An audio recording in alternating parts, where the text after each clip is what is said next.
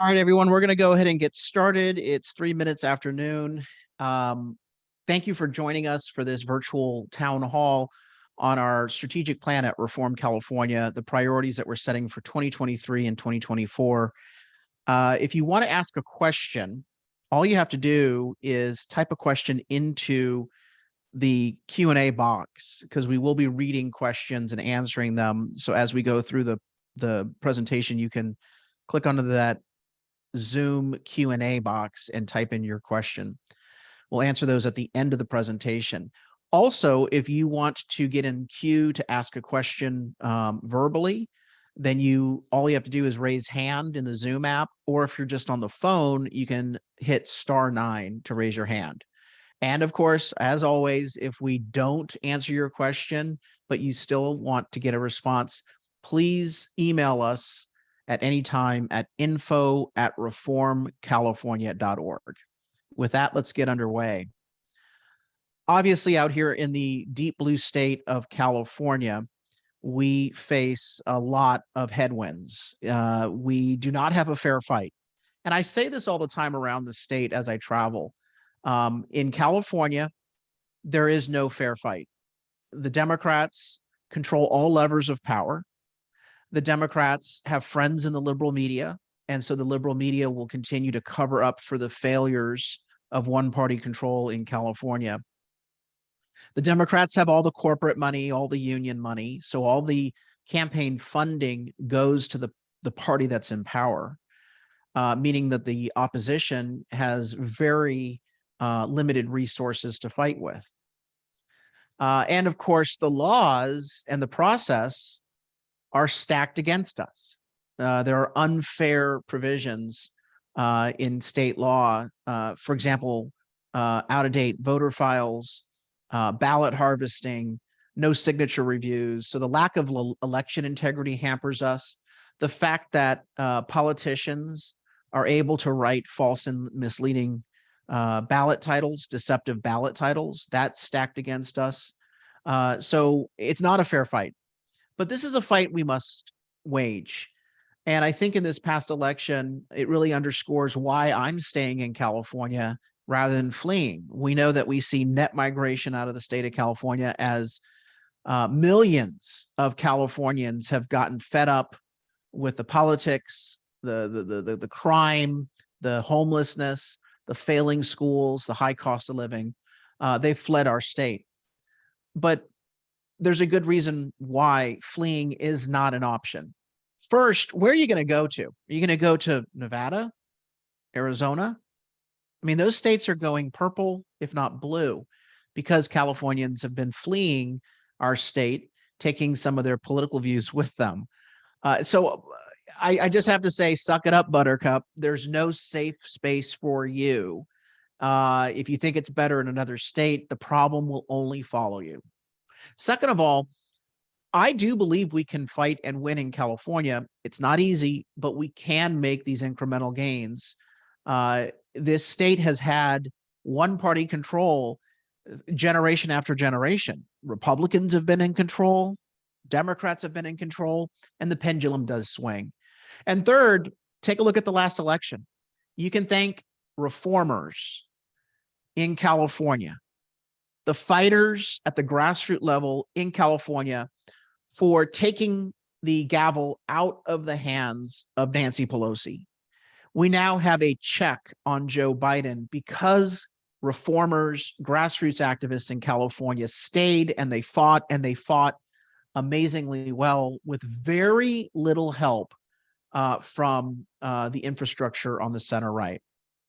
So here are some of the strategies that worked in 2022. And those of you who've been supporters and volunteers at Reform California have known for years, every January, if you could back up one slide, every January I start out with this strategic planning meeting. And I ask for your input on the projects and initiatives that we're going to be pursuing throughout the year. So what we did in 2022 was laid out in a strategic plan in 2021 and in 2022. First, I think we did a good job at defeating state and local tax hikes. This is now the second cycle in a row that we have beat back a tax hike statewide on the ballot. The first was in 2020 with Proposition 15, which was a partial repeal of Prop 13 from 1978, the split roll initiative. Reform California's grassroots campaign is what was able to clinch the deal, with the business groups doing ads that were not effective. On the ground, our voter guide was what turned voters at the last minute away from Prop 15. In 2022, we defeated Prop 30, the income tax that was on the ballot statewide. So that's, again, commendable. However, we still had 250 tax hikes that we had to fight at the local level statewide, and 1 out of 3 we defeated. 2/3 were passed. And this is going to get in a moment to one of the major strategies we have going forward, which is if the ballot titles were honest, every one of those tax hikes would likely have been defeated. And that's the frustration we have. We are not fighting a fair fight. The politicians are lying on the ballot about these tax hikes. And it means that even if we run a very solid grassroots campaign, it's very hard to defeat these tax hikes, which is why our California Taxpayer Protection Act strategy that I'll talk about in a moment is so important to change the rules. But 1 out of 3 defeated. And I can guarantee you that it would have been more like 95% would have passed had we not launched opposition campaigns throughout the state to the tax hikes. Many of the tax hikes that we defeated actually were only defeated by a couple hundred votes. So again, your efforts are key in this area. We also blocked multiple tax hikes from even reaching the ballot by opposing the tax hikes at the city council level and by really raising public awareness prior to the decision to vote on those initiatives for placement on the ballot. We really raised the temperature with several politicians in these communities and got them not to put it on the ballot. The second thing that we thought did relatively well, candidate recruitment and endorsements. Again, we have a lot more work to do here, but 2022 was the first cycle since Prop 14 was enacted where you no longer have a guarantee that a Republican will be in the runoff. It's now the top 2 vote getters, regardless of party. 2022 is the first cycle since Prop 14 was enacted that we got a candidate in the runoff in each of the statewide races. And that took a lot of work, a lot of uniting behind candidates.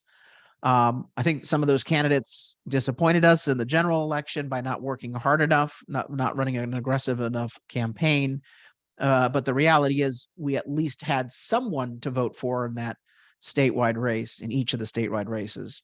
Plus, I got to send a lot of credit out to the concerned parents groups that formed in districts across the state to recruit and support candidates for school board. We flipped a lot of school board seats, more than in recent memory. The liberal media really does not want to cover the story, but we did make substantial gains in changing those school board majorities. Next slide. Also, some strategies that worked well. We continue to expand the impact and distribution of the plain English voter guide that we put out at Reform California. This cycle, over 564 unique downloads online, and that is tracked and audited and certified using our iHeartMedia webpage where we have hosted the voter guide. 1.2 million handwritten letters with the voter guides inside for priority candidates. So in this election, we really were able to reach a lot of independent voters with the endorsements from Reform California. Election integrity workers, we launched this strategy in 2022, and it was to recruit individuals willing to apply for jobs inside county election offices. Many people don't know that these jobs are available.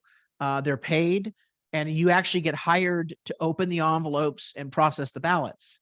Rather than just being a volunteer standing in the corner, not able to see, not able to object, actually getting trusted people with integrity to process ballots is absolutely a priority that we have.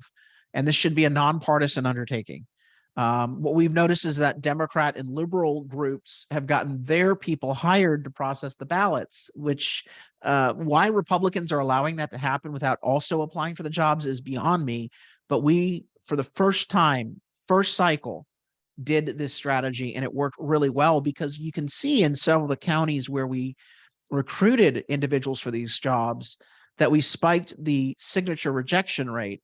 And this is a good thing. When signatures are rejected, doesn't mean that the voter's vote doesn't count. The voter still has an opportunity to cure that ballot to verify that they indeed were the person who submitted the ballot. Another thing that did well, we expanded our barbecue, beer, and ballot events for ballot harvesting. These are fun social events where we are not only activating volunteers to get engaged in the fight to take back California, but we are helping answer people's questions in a social event, a social setting, so they can vote. So those are the strategies that worked well. Let's talk about the challenges. First and foremost, and this is important when we look at the seats that we gained and lost, we got the worst redistricting map I can imagine in the state of California. The Democrats say that there's an independent redistricting commission. There's nothing independent about what happened with the redistricting commissions. Take a look at the racially insensitive audio tape that leaked in Los Angeles. Kevin De Leon, other Democrat politicians behind closed doors, smearing colleagues, calling them names, just racially inappropriate comments.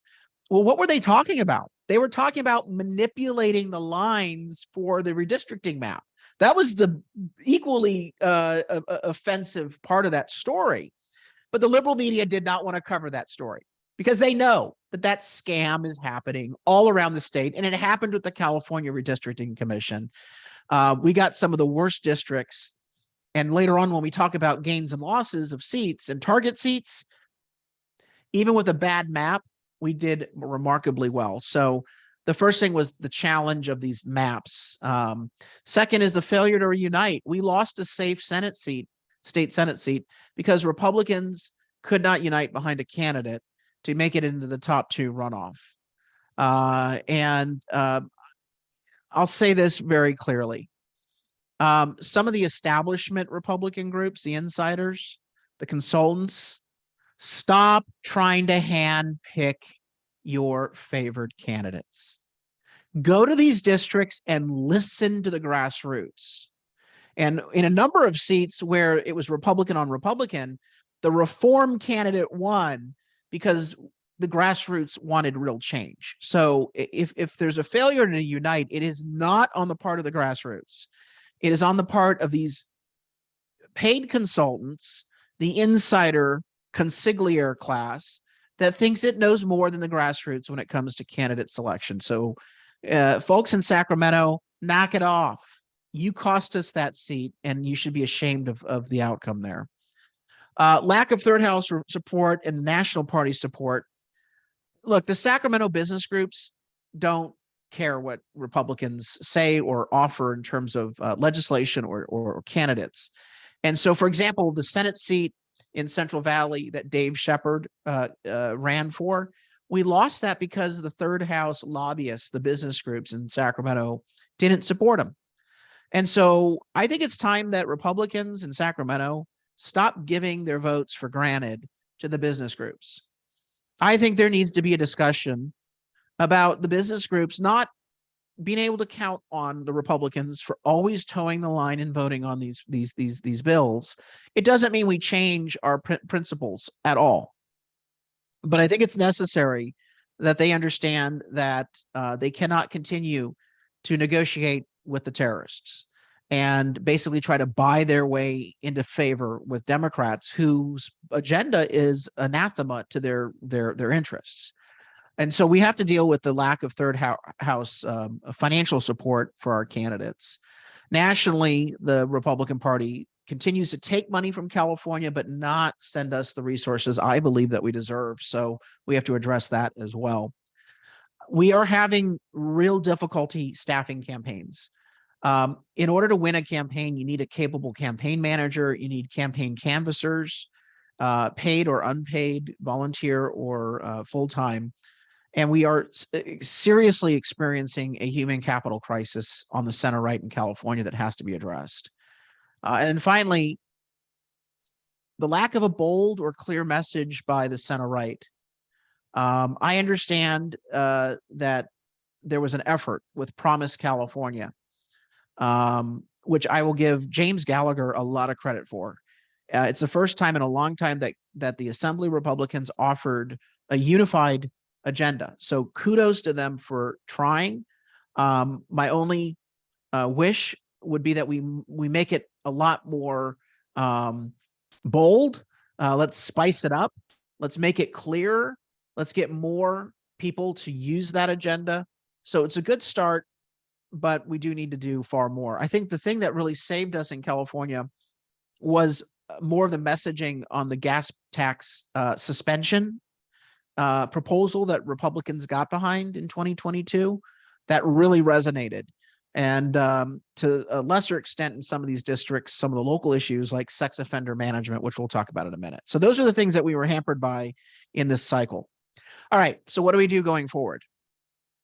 Next slide. Going forward, well, let's look at the analysis of the districts. I mentioned that map was not very favorable, but despite that, we've been making gains. In Congress, picked up 4 seats in 2020, which is the first time we picked up seats in California since 1998, okay? You need to understand that in California, while the governor's race did not go well, and it's a deep blue state overall, we are making progress in some of these target areas, okay? So you have to crawl before you walk, you have to walk before you run. And so the 4 seats in 2020 and then another seat in 2022. That's why I say, look at those numbers.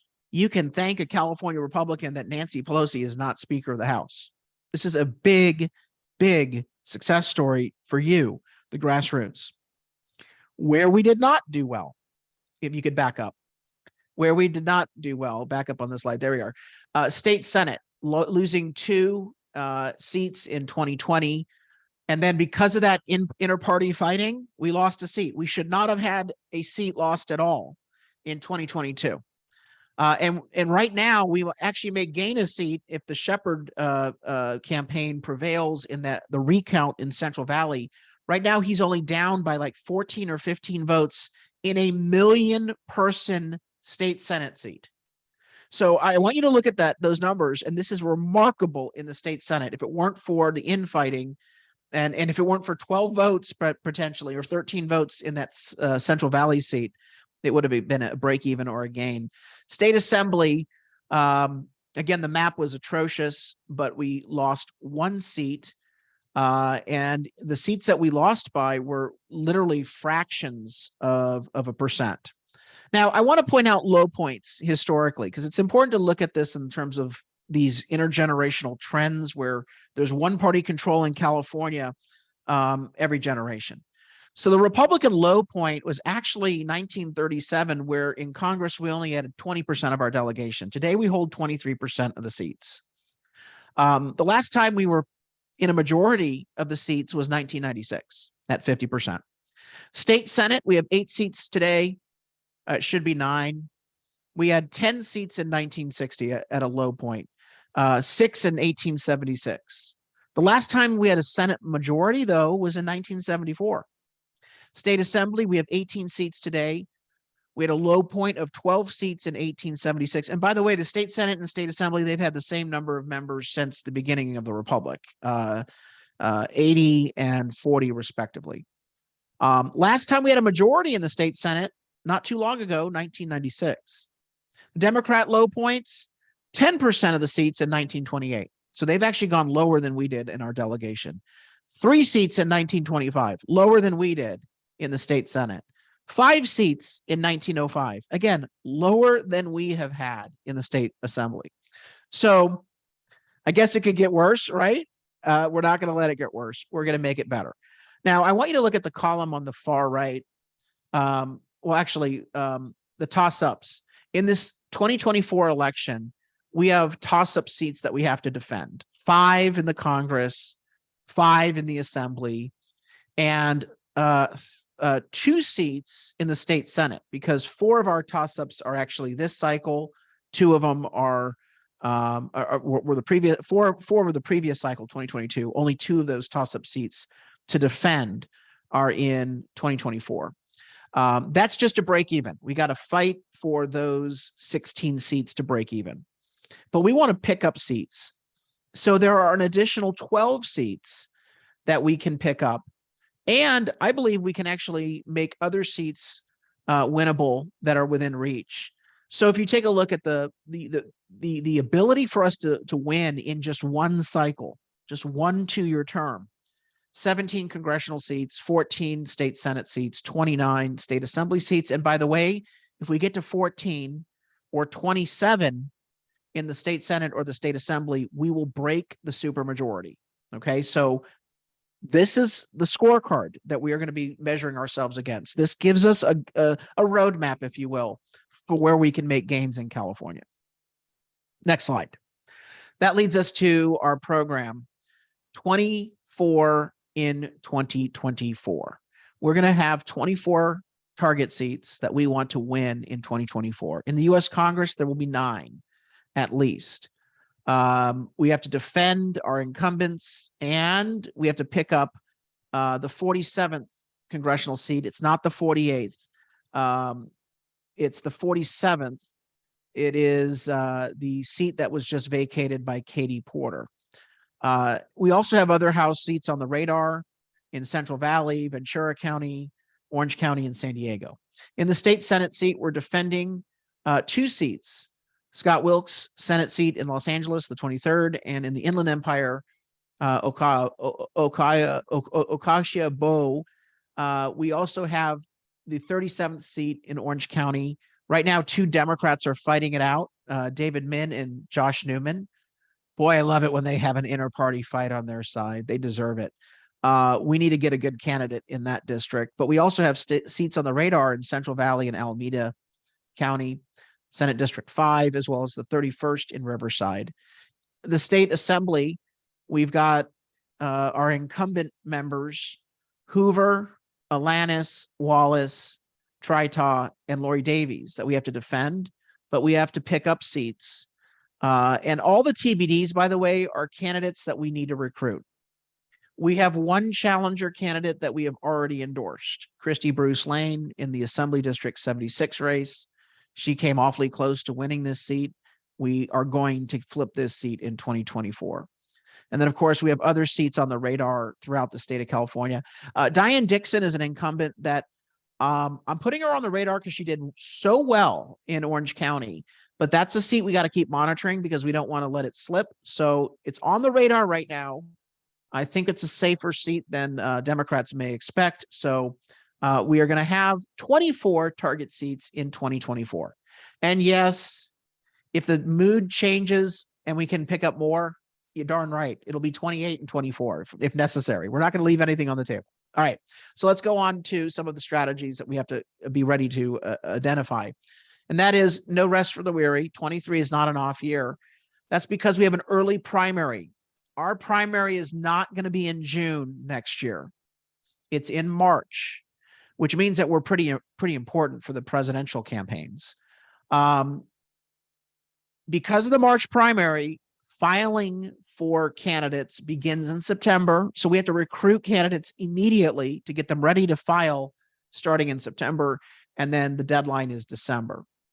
Ballot measure signatures. If we're going to qualify additional ballot measures, because we already have the California Taxpayer Protection Act qualified for the 2024 election.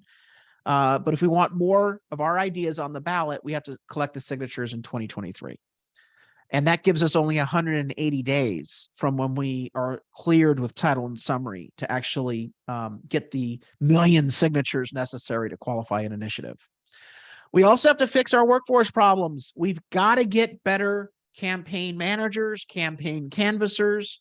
There's a lot of volunteers that are not activated that we've got to get in the fight. So we need to build our campaign workforce in each of these target seats. We have to do that in 23, cannot get it done in 24. Next slide. Thank you for those that participated in our survey of Reform California volunteers and supporters. We asked you if we did pursue another ballot measure in addition to our California Taxpayer Protection Act, what idea, what policy proposal would like to put on the ballot? Now, I know all of you, as well as we all support these initiatives, all of them, but we only have bandwidth to do one or two. So the voter ID initiative was selected by 68.7% as their number one priority, and their number two priority at 15%. So that one overwhelmingly got the support of our base. But there's also interest in, if we have bandwidth, pursuing the crime issues with a repeal of Prop 47, as well as the homelessness topic did very well. School choice, not as much of a priority, but again, we all support these initiatives. And if another group files a school choice initiative, you bet we will be supporting it and helping with signatures. Now, we also looked at initiatives. What initiatives do you think, next slide, do you think we should be pursuing in terms of helping the center right build capacity to fight in California?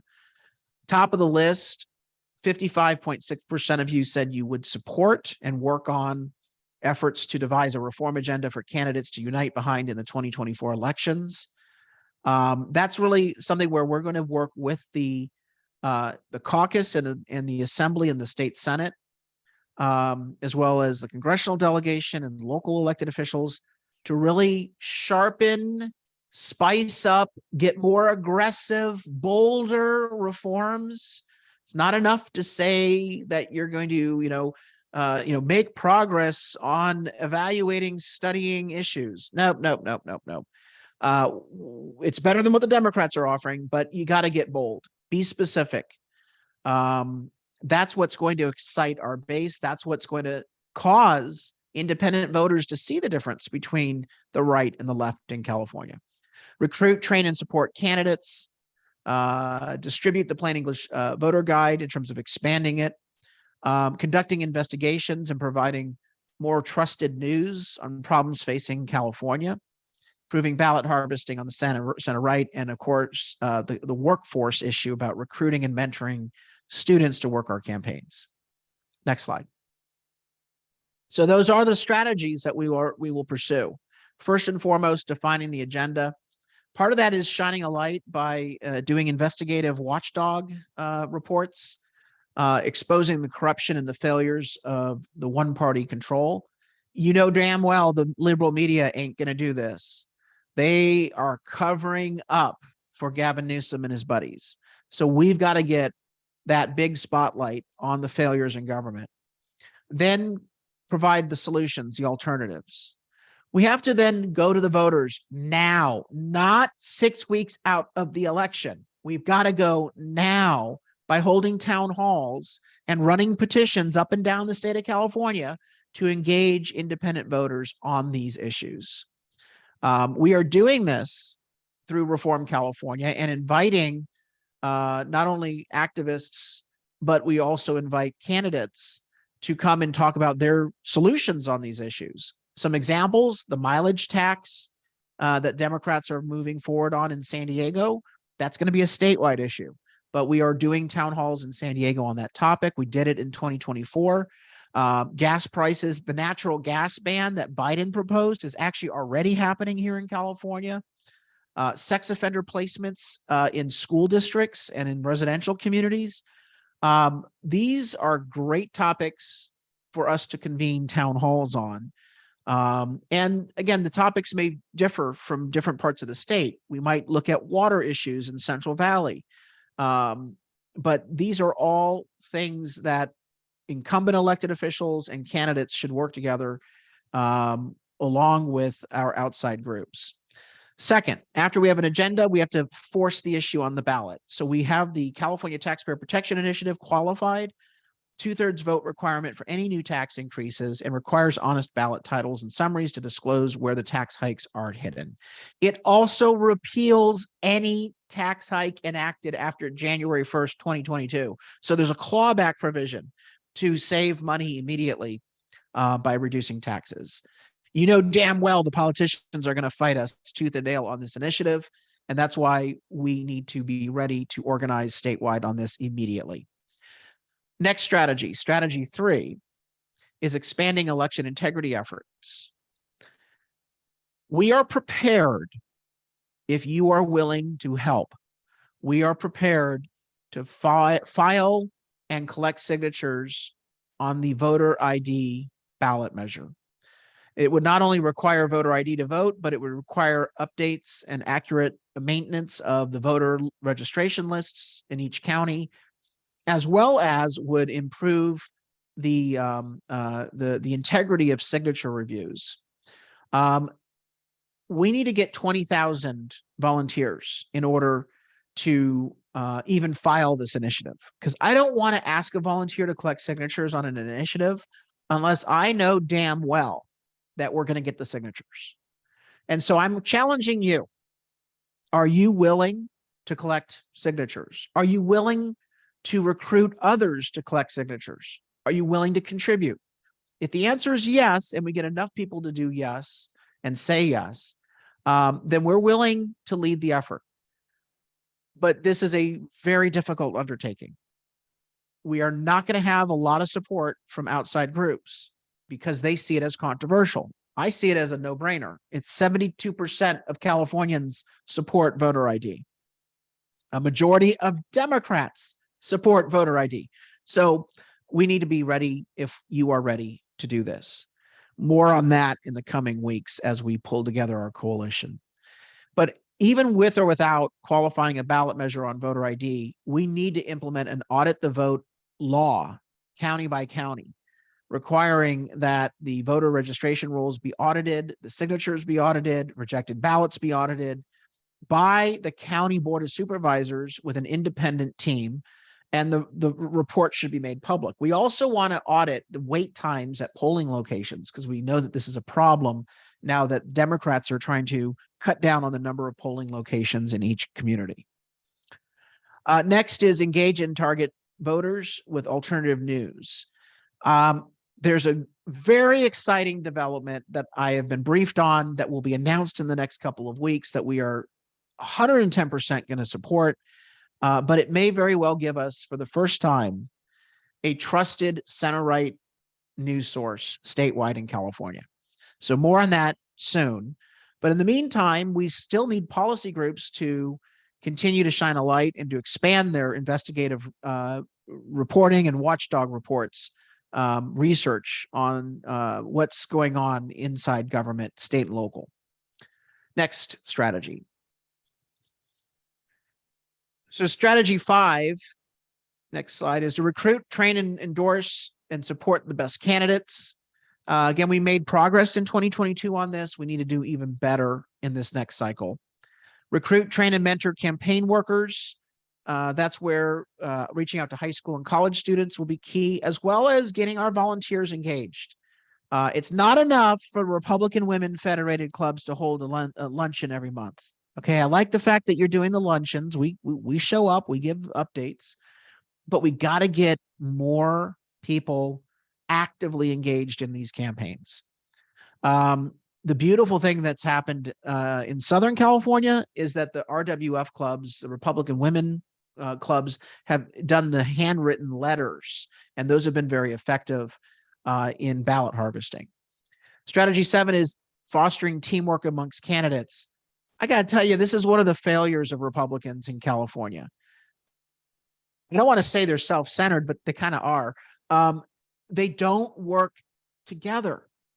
You realize that if a school board candidate, a city council candidate, a state assembly candidate, a congressional candidate are knocking on doors, when they talk to a voter, they shouldn't just talk about themselves. They should hand the voter complete slate of candidates that are all supporting the same ideas.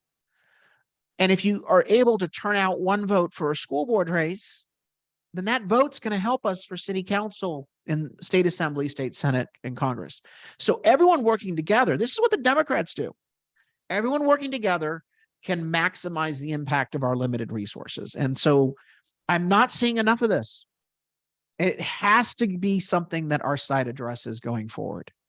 There's been some really good examples of teamwork in Orange County, in parts of Riverside, and in San Diego County. So I'd like to see this going forward. Strategy 8, expand distribution of the plain English voter guide. Our goal is 1 million unique downloads in this cycle. I believe we can do it. We have to double the 500,000 or so that we got in the last cycle and now get it up to 1 million. Improving early voting and ballot harvesting. I just got to say it until you finally understand it. Stop holding on to your ballots until the very last day.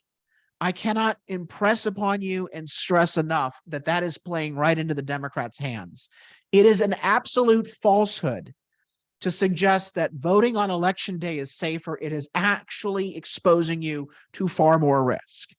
And I'm not going to make it a lecture on this topic. You all know the election integrity briefings that we've done have walked you through the laws, walked you through the process, and proven that it's better to vote immediately at a polling center prior to election day than it is to chance it on election day. You're only suppressing our vote when you create long lines out the door. And sadly, I think we lost seats in California because it rained on election day. And I heard reports all across the state about the long lines in the polling centers. And Democrats were laughing. They intentionally did this by limiting the number of polling centers. And the media, of course, isn't going to cover it. But we cannot play the fools. We must get our voters to vote early and to make sure they track their ballot and verify that it was counted. Strategy 10, raise the resources to do the first 9 strategies. Raising resources should never be about just raising resources. It should be raising resources to fund strategy 1, 2, 3, 4, 5, 6, 7, 8, and 9. And that's, I think, where when you do get a solicitation from groups, make sure you know, what are you asking me for the money for? And you should spell it out. We always spell it out at Reform California, and we actually track specific links and specific funds for the programs. I'll go ahead and say it. Don't give to the National Republican Party. Don't give to Washington, D.C. groups. Give first and foremost to a candidate, particularly in a winnable race. Candidates are always going to spend the money far more efficiently. So check the list of target seats, check the list of candidates that are endorsed, and then pick a candidate that you really like and give money directly to a candidate. And then as it relates to other groups, look at whether they are actually doing what they say they're doing, and look at whether the money is specifically going to specific asks. So that's very important. And we're always happy to refer people to groups. I have endorsed other people's groups' fundraising efforts because it takes a team for all of us to work together to win. All right. So some of the things that we need to be ready to do is the voter ID initiative. And I'm going to talk more about this in the next several weeks, but we are finalizing a draft to make sure that the initiative text is bulletproof, because you know damn well that the Democrats are going to try to disqualify our initiative or challenge it in court. So we are working on the tightening up of our text. We have to raise 2 to 3 million just to cover hard costs of signature qualification. And that would include some paid gatherers. Now, we can offset that by volunteers. And so there are 2 types of volunteers we need. We need leaders, and then we need gatherers. The leaders that we're recruiting are regional leaders, area leaders, and team leaders.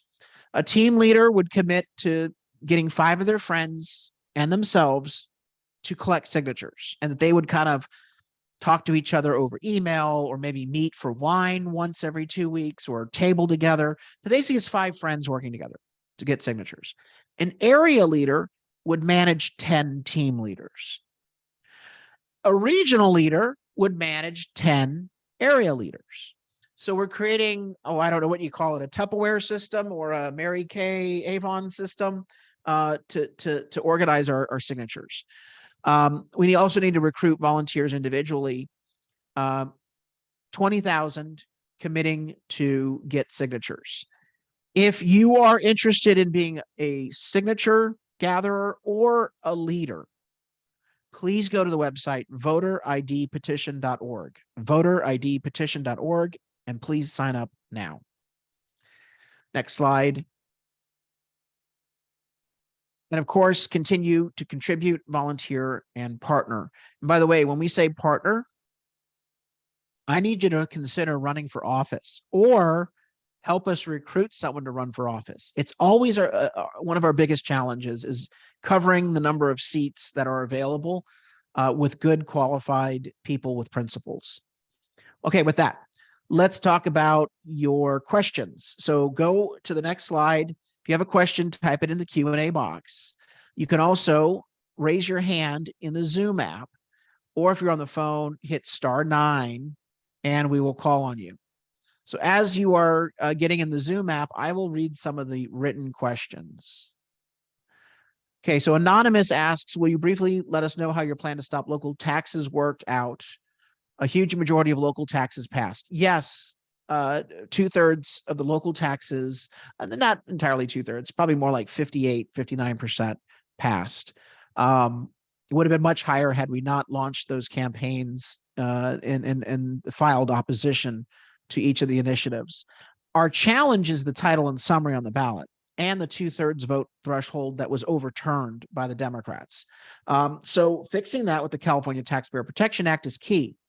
And let me also point out that when the California Taxpayer Protection Act passes, those local taxes that were approved in November, those local taxes, if they don't comply with the CTPA, those taxes will be overturned. So the jury is not out. The jury is still out, actually, on those local tax measures. All right, Carl, we've got some raised hands. All right, go ahead. Why don't you call on someone? Ronald Vandermoon. Go ahead, Ronald, and unmute yourself. Ronald Vandermoon, unmute yourself and ask your question. Go ahead. Well, my concerns aren't actually currently discussed. What are your concerns, Ronald? I'm going to address them in an email to you directly because people aren't going to believe what I have to say. They're going to call me a conspiracy theorist. All right, take it to email and we'll happy to engage on that. Another question while we're waiting, how come school districts do not follow California Department of Education laws, rules, and regulations? That's from Dan Montoya. When it comes to truancies, Dan, that's off topic, but please email us. Okay, I got another one, David Franklin. Go ahead and unmute yourself. David Franklin, please unmute yourself. Go ahead, Dave. All right. Hey, thanks for doing this. As a nonpartisan election observer, I was at the regional register of voters and got very familiar with the process. I'll keep it brief. But on the one hand, things on the service appeared very well, but on the other hand, very little, just so everyone knows, the workers that work at the ROV do not like to reject ballots, and many of the rejections are then overridden. So just be aware of that. But this petition that you're talking about, the voter ID, come up, will it address citizenship? The county here in San Diego, as all counties in California, do not verify citizenship at all. So with the ballot harvesting done by unions, I think we all kind of know what they're doing. So I'm just wondering if this petition addresses that. And Dave, that's what we're working with our lawyers on. There are some federal restrictions, legal restrictions that we have to comply with as we put the measure together. But we are absolutely laser-like focused on making sure that only legal votes are counted, only eligible voters are able to vote. And we also changed the standards for signature reviews, changed the standards for reviewing voter registrations, as well as require an audit, a regular audit of registered voters, the voter lists, to determine whether there's citizenship issues. Okay, next we have Frank Solomon. Frank, go ahead and unmute yourself. Hey, Frank, how you doing? Go ahead, Frank. Frank, we can't hear you. Can you hear me Now now? we can hear you. Yes, go Thank ahead. you. Carl, thank you. You mentioned focused town halls, ballot harvesting events in target areas, I think ballot initiatives, signature gathering efforts, and so on. I'd like to know if these events or face-to-face focused events like them happen or will happen in Los Angeles County, West Los Angeles County specifically for me, and maybe throughout the state. This matters to me because definitely here in the West Los Angeles area, I feel alone, you know? Yep. No, you're absolutely right. First and foremost, we're going to be doing the town halls on the voter ID petition everywhere, because everywhere we have an opportunity to get signatures. But secondly, as it relates to the issue-based town halls, I will be very clear. We are going to focus those on target seats first. And hopefully, eventually, in West LA, you become a target seat as well. What part of LA? I know that you're no longer on, but there are places in West LA that it's possible we could win city council seats, school board seats. So it really depends upon where we think we have the biggest opportunity to change the composition of boards and elected officials. Okay, next I have a phone number 619-955. Go ahead and unmute yourself. 619-995-0813. 995-0813. If that's your phone number, unmute yourself. Going once, going twice. Okay, we will move to the next one. And we have Tara Covington. Tara, go ahead and unmute yourself. Good afternoon. I have a question, especially as it pertains to outreach within the African American community. Many years ago, I was in the classroom, and at one point, California was in the top 3 in civic education. And I'm sure we're probably somewhere not even on the charts anymore. We're dead last. Let's be very clear about it. We are dead last. Exactly. And so my question is, I hear all of the petitions, and I'm one. I don't even fool with petitions because a lot of them have been bait and switched, and I won't even go into the history. But we have to have education, civic education coming back into the equation. I know you said town hall. Will there be any, as an educator, my focus is on policy, and I'm just, the ignorance that I have encountered in the political realm is just mind-boggling. And here in California, people still think the Republicans are in charge. They have no clue that it was a supermajority. They have no clue of the policies that are being enacted, and they're not paying attention. They're not tuned in at all. And we have lost California to this point, and they still don't know that it's happened. And they don't question anything. They don't question having to pay more money. It's just, so will do you there have a be question? education? Will there be educating along with trying to put out petitions? Are you guys doing a grassroots where we can, not just town halls, but we can begin to educate the population to get them to tap in? So the answer to your question is that news strategy that we have, the liberal media will not tell the public the truth as to how bad the situation is in California. They're gaslighting the public. The journalism is dead, and it died in California, and then the disease spread to the rest of the nation. And so we have to get center-right news outlets and get that information out there. That's why we launched Reform California's new website this year, to focus on news as one of the major things that you see when you go to that site. We also did last year the newsletter each week on top stories. And of course, coming in this quarter will be our Reform California video cast, which will be broadcast over several digital channels. My radio show is another one. There's some other radio shows like John and Ken, my good friend up in Fresno on Power 96.7, Trevor Callan. So there are some good shows out there that you can rely on. But by and large, we don't have good center-right media. So there is a big announcement in the next couple weeks on a center-right media resource that will be available to us. And then finally, we do have to start getting civic education back in the classroom. That's why we oppose critical race theory. We want to get true civics, honest civics, balanced approach back in the classroom. And that's why our school board programs are so important. Johns asks, can you publish a guide on how to get into election integrity offices? Yes, John, that's part of our election integrity effort. Go to electionintegrityca.org. It's a nonpartisan effort, so Democrats, independents, Republicans, all can participate, provided that they are truly interested in the highest level of integrity for the review of the ballots. We make harvesting illegal? Jim, I think the most important thing on harvesting is the voter ID measure that we're developing, and I think you'll be pleased by the reforms we're making.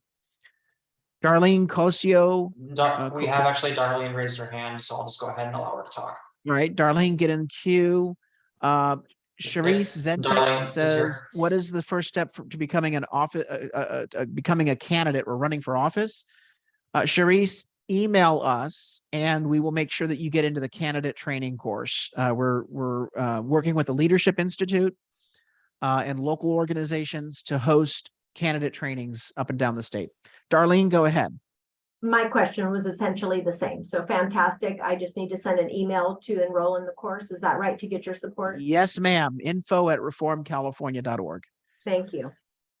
Dan says, I need a contact for petition, leader, organizer, and recruiter. That will be voteridpetition.org, voteridpetition.org. Next one is Rich Kinney. Any chance we can get a more rounded support for conservative candidate in my area? Yes, Rich, run. Or tell us who you think should run in that area.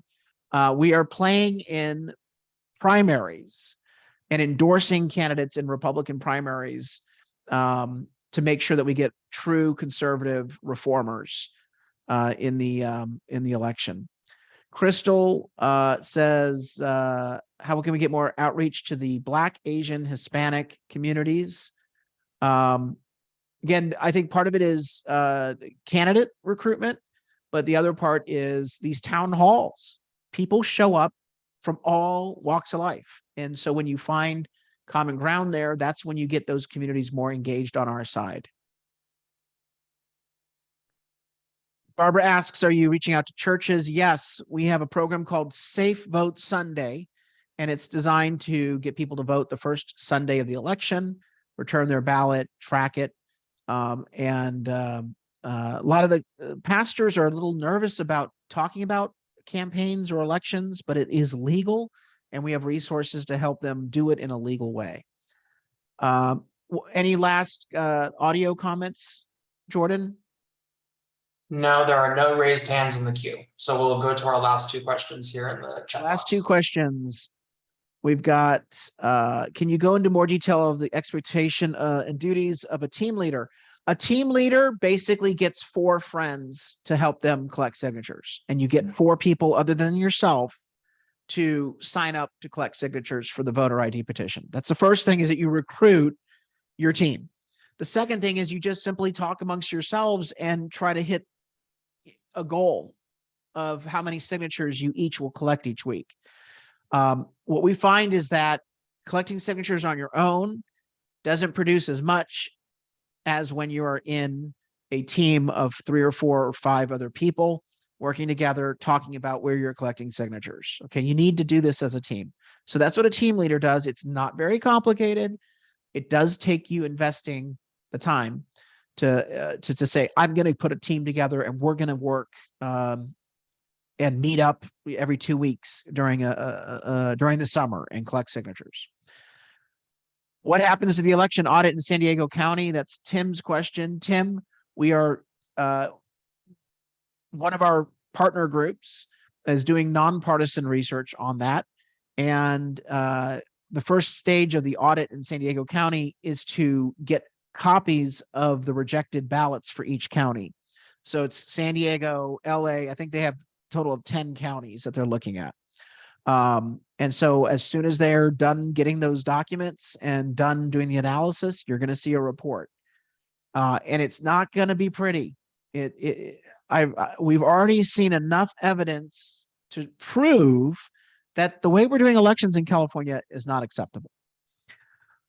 All right, for your other questions, please email them to info@reformcalifornia.org. Please sign up as a volunteer. And of course, we are entirely grassroots funded. I'm a volunteer chair at Reform California. We need as many resources as possible, so please do consider a contribution. The 2022 election left us really depleted of resources. We left everything on the field. So please chip in at reformcalifornia.org. We'll be sending this presentation out over email. You can share it with your friends. It'll be listed on the website next week. Thanks so much and have a great weekend.